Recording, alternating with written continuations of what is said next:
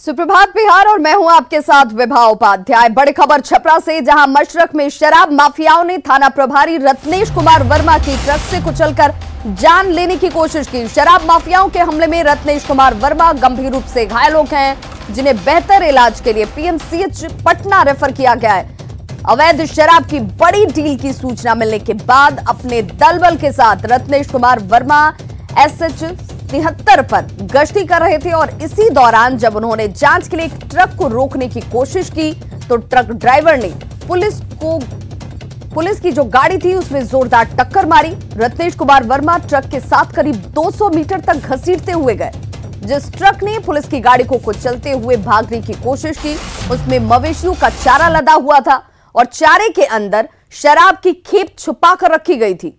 फिलहाल पुलिस शराब माफिया के खिलाफ अभियान चला रही है।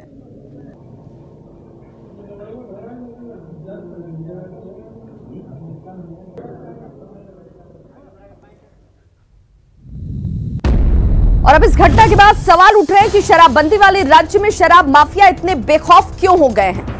बिहार में आखिर शराब माफिया इतने बेखौफ क्यों हैं? शराबबंदी कानून का क्या जरा भी खौफ इनके अंदर नहीं है?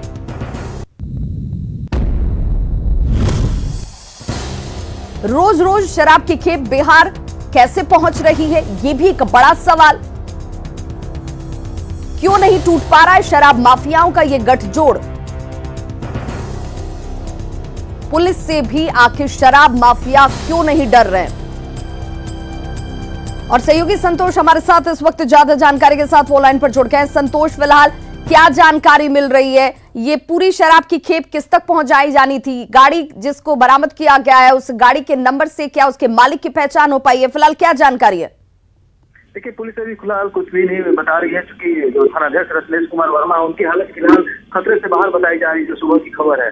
और जो ट्रक था उसके अंदर 40 ड्रम जो है कच्चा स्प्रिट बरामद किया गया, जिसका इस्तेमाल देसी शराब बनाने में किया जाता है। तो कहीं ना कहीं एक बड़ा खेप था जिसे पहुंचाया जाना था देसी शराब निर्माण के लिए, लेकिन थानाध्यक्ष को इसकी सूचना मिली थी। इसी कारण से हुए रुका गांव के पास उन्होंने एक बैरियर लगाया था और ट्रकों की जांच कर रहे थे, तभी ये ट्रक आगे दिखाई दी। उसे जैसे ही रोकने की कोशिश की गई तो ट्रक चालक ने सीधे जो पुलिस की सरकारी गाड़ी है उसे देखते उसमें धक्का मारा। उसमें थानाध्यक्ष बुरी तरह जख्मी हो गए, जिन्हें शुरुआत में मशरक अस्पताल लाया गया, लेकिन वहां उनकी हालत की गंभीर देखते हुए पटना रेफर कर दिया गया। तो जो स्थिति है वो फिलहाल खतरे से बाहर। ड्राइवर को क्या पकड़ा गया था? नहीं, बिल्कुल। वो जो धक्का मारने के बाद वो ड्राइवर खलासी तो भागने में सफल रहे, लेकिन उनकी तलाश की जा रही है, गाड़ी के नंबर की भी जांच की जा रही है और एक एफआईआर भी दर्ज करी जाएगी इस मामले में। तो अभी पुलिस फिलहाल कार्रवाई करे, लेकिन पुलिस की प्राथमिकता रात में थानाध्यक्ष को उचित उपचार दिलाने, तमाम पुलिसकर्मी और बड़ी अधिकारी उसमें लगे हुए थानाध्यक्ष को उनकी जिंदगी बचाने की सवाल तो ये भी है ना कि ये पहली जानकारी के बाद यहाँ पर कार्रवाई भले हो रही थी, लेकिन कई नाकों से, कई चेकपोस्ट से होकर ये गाड़ी यहाँ तक पहुंची होगी। ऐसे में क्या उन तमाम जगहों पर जांच नहीं की गई? जी बिल्कुल। ये जो हमारा छपरा जिला है वो उत्तर प्रदेश के बॉर्डर पर बसा हुआ जिला है और लगातार उत्तर प्रदेश के रास्ते शराब की आवक होते रहती है। समय समय पर बरामदगी भी होती है, गिरफ्तारियां भी होती है, लेकिन ये सिलसिला रुकने का नाम नहीं ले रहा। आज के हाल के दिनों में हम बता दें कि जो उत्तर प्रदेश का माझी बॉर्डर है वहाँ बड़ी संख्या में शराब की बरामदगी हुई है और ये गोपालगंज के रास्ते ये जो शराब है ये लाई जा रही है। कहीं ना कहीं पुलिस की बिल्कुल इसमें निष्क्रियता है, चूंकि कई बैरियर से होते हुए ये शराब छपरा तक पहुंची थी और इनको जब इनपुट मिला, जो थानाध्यक्ष हमारे मशरक के, उनको इनपुट मिला तो उन्होंने बैरियर लगाया, तो जहां ये घटना। बहुत बहुत शुक्रिया संतोष इस तमाम जानकारी के लिए। तो एक बड़ी खबर और खबर के साथ ये भी गंभीरता की, देखिए जरा भी शराब माफियाओं के अंदर खौफ नहीं है कानून का, और इस बाबत एक बड़ी खबर जिसमें गश्ती के दौरान गाड़ी को टक्कर मारी जाती है। अगली बड़ी खबर समस्तीपुर से, जहां एक बार फिर से शहर के सबसे रिहायशी इलाका काशीपुर गर्ल्स हाई स्कूल के पास दरवाजे पर बैठे समस्तीपुर मंडल कारा में तैनात बिहार पुलिस की महिला कांस्टेबल के पुत्र को बाइक सवार अपराधियों ने गोली मारकर उसकी हत्या कर दी। बताया जा रहा है कि रिंकू चौधरी रात करीब 10 बजे अपने गांव सरायरंजन थाना इलाके के अख्तियारपुर से समस्तीपुर के काशीपुर स्थित अपने आवास पर पहुंची थी और इसी दौरान बाइक सवार अपराधियों ने उन पर अंधाधुंध फायरिंग शुरू कर दी। गोलीबारी की इस वारदात के दौरान रिंकू चौधरी को करीब 15 से अधिक गोलियां लगी, जिससे मौके पर ही मौत हो गई। हालांकि परिजन आनंद फानन में उन्हें स्थानीय निजी अस्पताल में लेकर गए, जहां डॉक्टरों ने रिंकी को मृत घोषित कर दिया। रिंकू चौधरी ठेकेदारी का भी काम करते थे हत्या का कारण अभी तक फिलहाल साफ नहीं हो पाया है, लेकिन आशंका ये जाहिर की जा रही है कि ठेकेदारी की अदावत में ही इस घटना को अंजाम दिया गया। चलिए, उसमें रिंकू चौधरी को टारगेट करके चलाया गया था। वो कुर्सी पर बैठे हुए थे घर के बरामदे में। इसी अवस्था में उन पर कई गोलियां चली, जिनसे उसके लगने से मृत्यु हुई है। अगली खबर मुजफ्फरपुर से, जहां मोबाइल चोरी के आरोप में पकड़े गए 2 लोगों को भीड़ ने खंभे से बांधा और जमकर पिटाई की। हालांकि सूचना मिलने के बाद पहुंची पुलिस ने दोनों आरोपियों को भीड़ के चंगुल से बचाया। घटना मिठनपुरा इलाके के रमना की है। जानकारी के मुताबिक राहुल नाम का युवक अपनी साइकिल से रामदयालु सिंह कॉलेज से लौट रहा था। रास्ते में बाइक सवार युवकों ने आम गोला पुल पर उसका मोबाइल छीन लिया और भाग चले। रमना में नितेश्वर कॉलेज के पास उनकी गाड़ी बंद हो गई। पीछा करता राहुल जब वहां पर पहुंचा और शोर मचाने लगा, हल्ला होने पर भीड़ जुटती है और राहुल के मोबाइल को उस शख्स ने लौटा दिया, जिसके बाद भीड़ ने इन दोनों की पोल से बांधकर जमकर पिटाई की। तस्वीरें आपके सामने हैं किस तरीके से जमकर इन दोनों शख्स की पिटाई की जाती है। मिठनपुरा पुलिस के आने के बाद दोनों को यहां से पुलिस ने मुक्त कराया। बोल पहले तुम मार चलाए, बोल पहले तो पकड़ के हम ला दिए भैया, प्रेस का कुछ काम है। बोल कान से फोन किया तो मत जाने, तो मोबाइल पता है, प्रेस का मोबाइल है, पूरा डॉक्यूमेंट है। आगे लो मारो, बोल खा मत दे, समझे ना।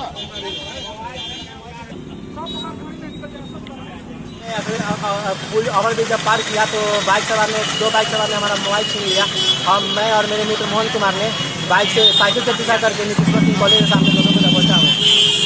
पकड़ा गया जी, दोनों पकड़ा गया, मोबाइल हमारा मिल गया।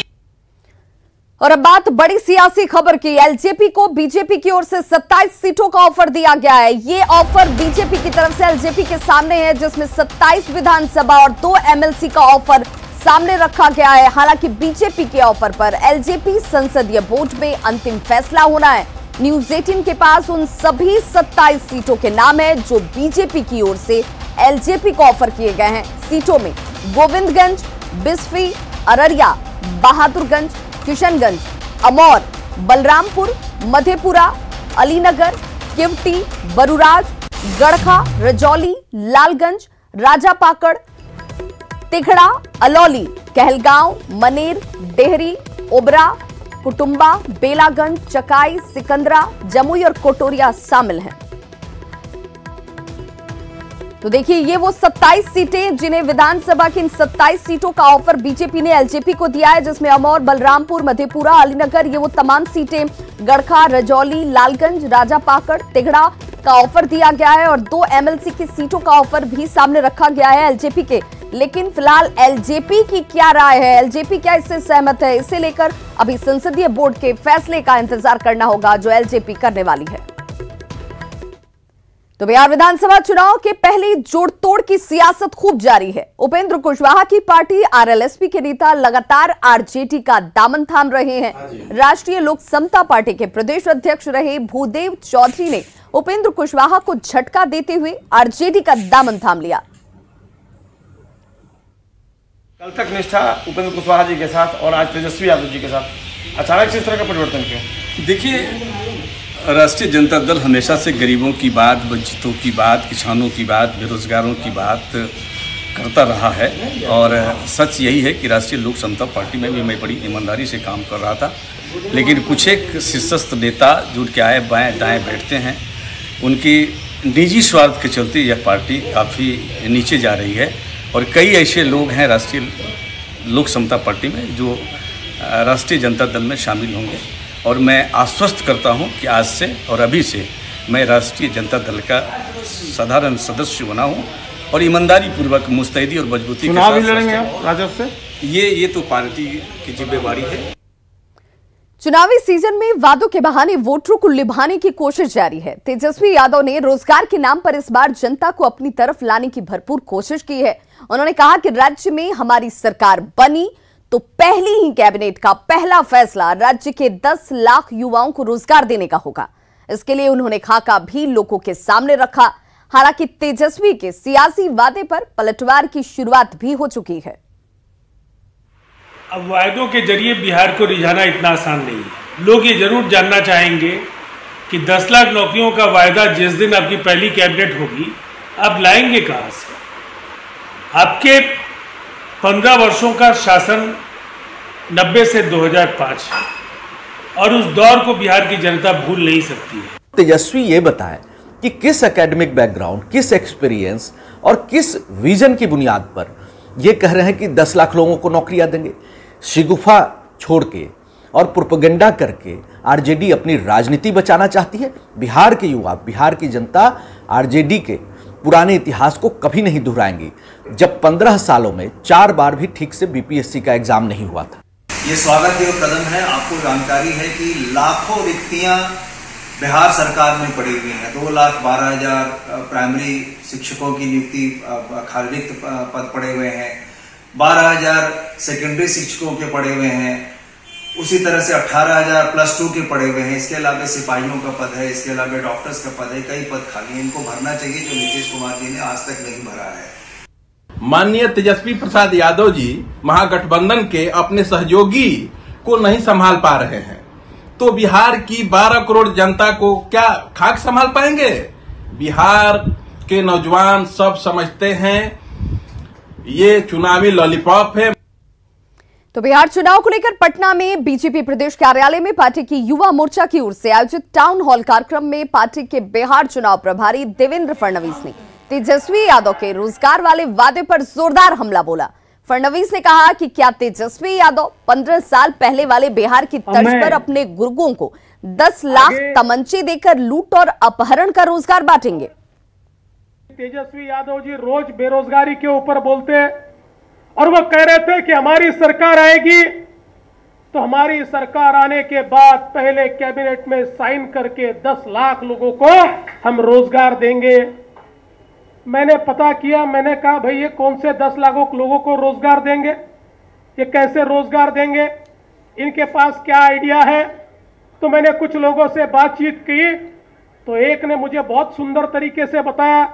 उन्होंने कहा जी उनका दिमाग में पक्का है, वो 10 लाख लोगों को रोजगार देने वाले, उसकी स्कीम पक्की है। पहले कैबिनेट में 10 लाख तमंचे खरीदने का ऑर्डर दिया जाएगा और बिहार में फिर एक बार रोजगार कौन सा मिलेगा? किडनैपिंग का रोजगार, लूटमार का रोजगार। पुत्र की सियासत के बहाने भागलपुर में 2 राजनेताओं की प्रतिष्ठा दांव पर लगी हुई है। भागलपुर जिला में राजनीति की 2 लंबी पारी खेल 2 राजनेता अपने पुत्र को अपनी विरासत सौंपने के लिए एड़ी चोटी का जोर लगा रहे हैं। देखिए ये रिपोर्ट। बिहार और देश में राजनीतिक योगदान के लिए भागलपुर का एक अलग ही स्थान है। भागलपुर से ही भागवत झा आजाद एमपी बने और बिहार के मुख्यमंत्री तक का सफर तय किया। वहीं कांग्रेस नेता सदानंद सिंह कहलगांव से 12 बार चुनाव लड़े और 9 बार जीत दर्ज की। दूसरी ओर भागलपुर सदर से बीजेपी के अश्विनी कुमार चौबे 1995 में पहली बार विधायक बने और 2014 तक लगातार 5 बार जीतते रहे, लेकिन 2014 में बक्सर से पहली बार चुनाव लड़कर जीत दर्ज की थी।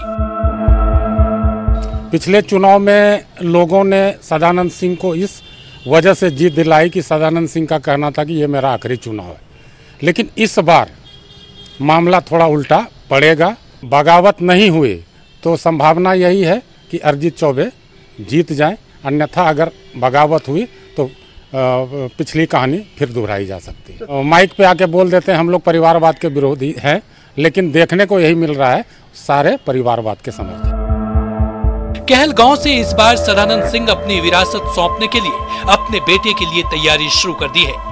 वहीं अश्विनी कुमार चौबे ने भी अपने पुत्र को अपनी विरासत पर काबिज करने के लिए एड़ी चोटी एक कर रखा है। वहीं पिछले चुनाव में भागलपुर सदर से अश्विनी कुमार चौबे के बेटे अरिजीत को मिली हार के बाद उम्मीदवार बदलने का प्रेशर भी लगातार पार्टी पर बना हुआ है। इसकी इच्छा है कि हम दूसरे के लिए तो बहुत जिए, कुछ जनता के लिए जिए। सेवा की भावना जो पिता से सीखा है, जिन्होंने अपनी जवानी और ज़िंदगी इस कहलगांव के लिए समर्पित कर दी, तो मुझे उनसे प्रेरणा मिलती है। और मैं अगर 20 साल 25 साल अपने जीवन का भी दे पाया तो अपने को सौभाग्यशाली समझूंगा। इधर राजनीति में परिवारवाद को लेकर दबेश्वर में विरोध जारी है और विश्वासघात होने की भी संभावनाएं प्रबल है।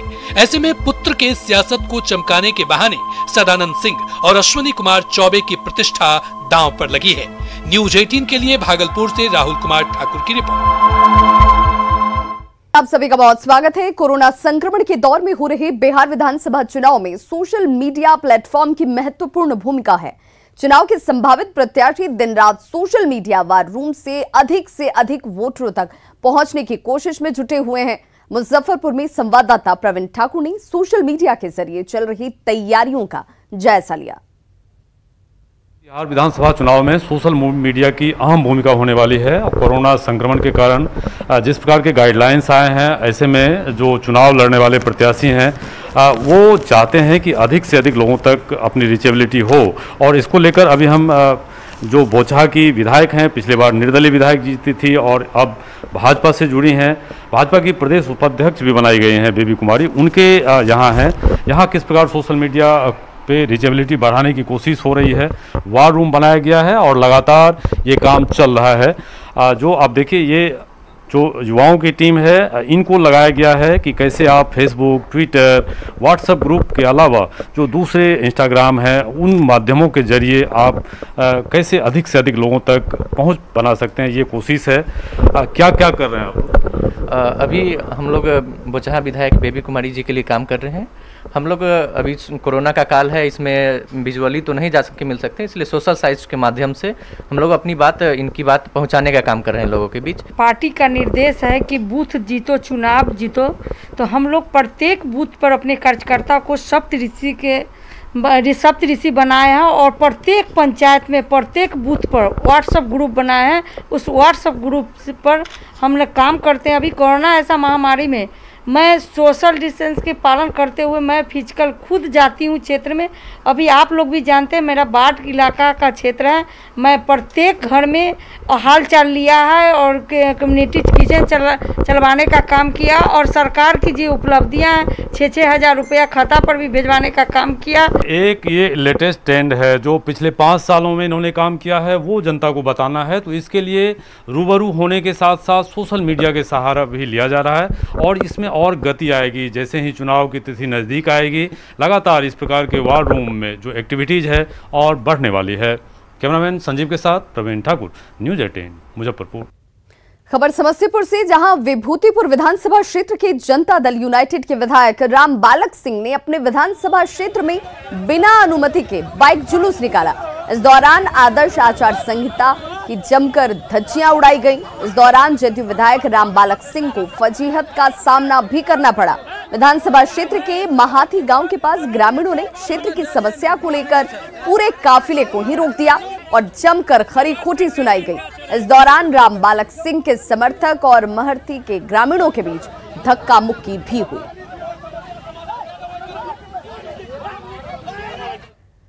बड़ी खबर बेतिया से, जहां नदी में डूबने से एक युवक की मौत हो गई है। सूचना के बाद पहुंचे विधायक को लोगों के आक्रोश का सामना करना पड़ा। लोगों ने विधायक को घंटों यहां बैठा कर रखा। मामला नौतन विधानसभा क्षेत्र के बरदाहा पंचायत के परसौनी गांव का है। हालांकि विधायक ने बंधक बनाए जाने की बात से इनकार किया है। हालांकि आक्रोशितों ने 11 बजे से लेकर 3 बजे तक विधायक जी को बैठाए रखा। दरअसल विधायक जी ने शव की तलाश के लिए बीडीओ और सीओ को फोन किया था, लेकिन प्रशासन ने समय पर कार्रवाई नहीं की और गुस्सा विधायक को ही झेलना पड़ा। हालांकि इस दौरान नौतन थाना अध्यक्ष अनुज कुमार पांडे घटनास्थल पर मौजूद रहे।